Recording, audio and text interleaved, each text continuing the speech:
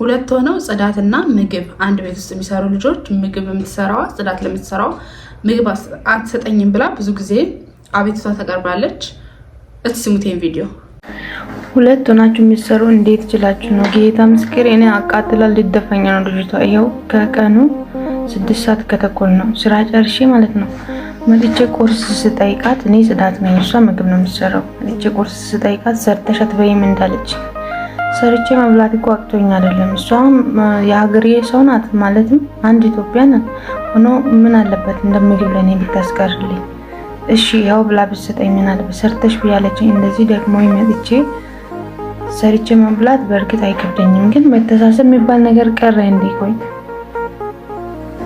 የሆነ ነገር አሁን ሰርቼ ቢበላ ማለት ነው ለሰዎቹ ታቃጥርብኛለች፣ ትናገራለች። ከዛ እነሱ መጥተው ደግሞ ይጮሁብኛል። እንዴት ሆናችሁ ነው አንድ ላይ የምትሰሩት? የሆነ አሁን እንቁላል ነገር ወይ ወተት ነገር ወስጄ ቢበላ ማለት ነው እንቁላሉ አለቀ ወተቱ አለቀ ምናምን ትለኛለች። ከዛ በቃ እኔ ሲሪየስ ሆኜ ያወራው ነው ታሾፍብኛለች። ጌታን እኔ በጣም ነው የምታናደኝ ማለት ነው። ከዚች ጋር አሁን እሺ እንዴት ነው የሚቀጥለው? እሱ ምክንያት ስራዬን ላጣን ልጣላት እንዴ? ተጣልቼስ ደግሞ ምን ሊሆን? ምንም አሰማም። ከሰዎቹ ጋር ሪሌሽን አላት። እኔ በቃ ምንም አሰማኝ። ወይኔ ደግሞ ስታፈጥብኝ ይዋት እና እሺ ምን ላድርግ?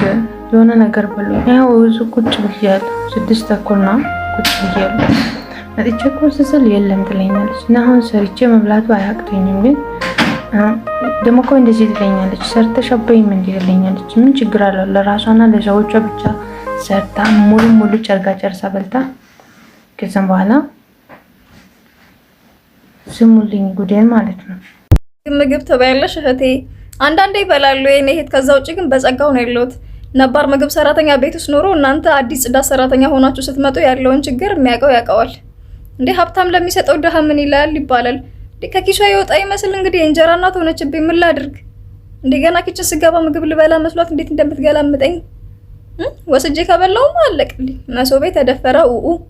ማነው ፍሪጅ እና ላለመሞት የምበላው ይሄ ሩዝ ራሱ ስንቱን በውፍረት እንዳላስቸገረ እኔ ጋር አልሰራም ማለሽ ምን ላድርግ?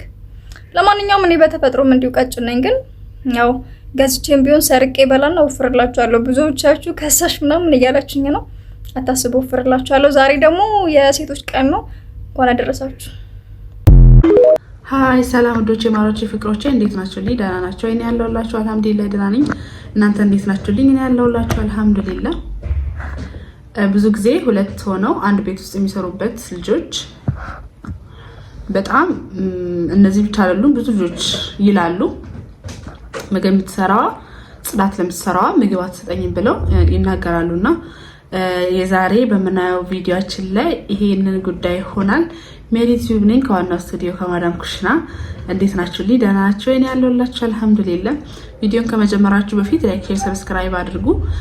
ሀሳባችሁን ደግሞ ኮሜንት ላይ አሳውቁኝ። ሁለት ሆናችሁ እና ከዛ በላይ ሆናችሁ የምትሰሩ ልጆች እንዴት እንደምትኖሩ ህይወታችሁን ኮሜንት ላይ አሳውቁኝ በትንሹ። እና አብዛኛው ጊዜ እውነት ለመናገር የኛው ዜጋ ራሱ እኛው ዜጋ ላይ ይጨክናል።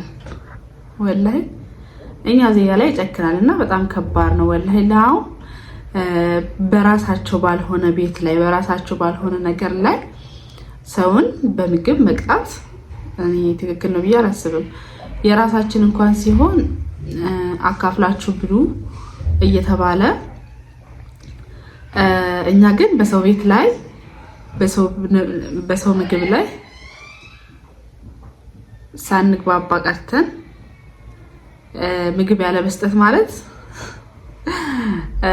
እንግዲህ የማትሰጡ ልጆች አላህ ይባችሁ፣ አላህ ይፍረዳችሁና ማዳም ጋሞች ደግሞ እነሱ እምቢ ሲሏችሁ እውነት አትስሟቸው፣ ወላሂ አትስሟቸውና በጸባይ መጀመሪያ በጸባይ ያዟቸው።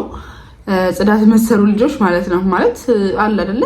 አንዳንድ ሰው ጥሩ ጸባይም ላይ ኖሮ ይችላል፣ ግን ለመግባባት ሞክሩ። ከዛ በተረፈ ደግሞ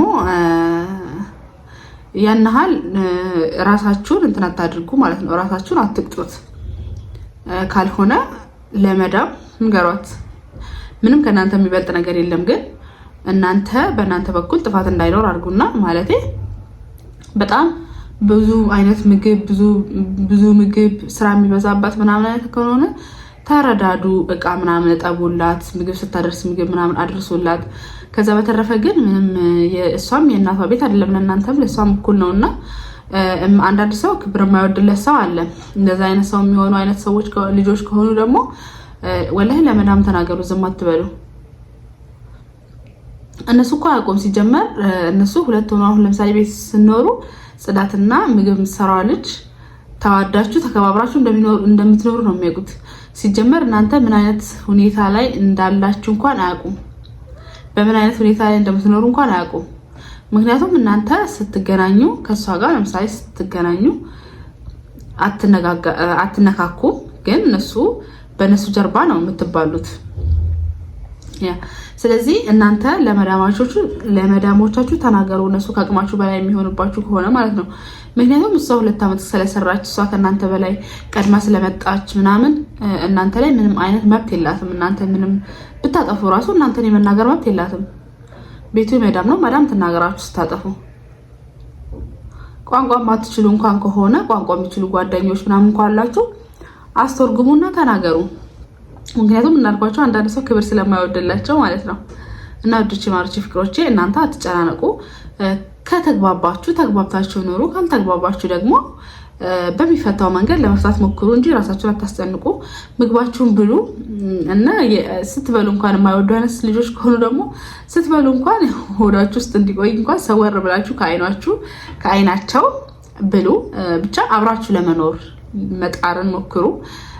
ከዛ በተረፈ ካልቻላችሁ ከአቅማችሁ በላይ ከሆነ ለመዳሞቻችሁ ተናገሩ። ምንም ግዴታ የለባችሁም እናንተ የሌላን ሰው ችግር መቻል። እና ወዶቼ ማሮቼ ፍቅሮቼ የዛሬ መልእክቴ ይሄንን ይመስላል። ሀሳባችሁን ኮሜንት ላይ ሰውቁኝ። ወዳችኋለሁ። እንዳልኳችሁ ላይክ፣ ሼር፣ ሰብስክራይብ ማድረጋችሁ እንዳትረሱ። ባይ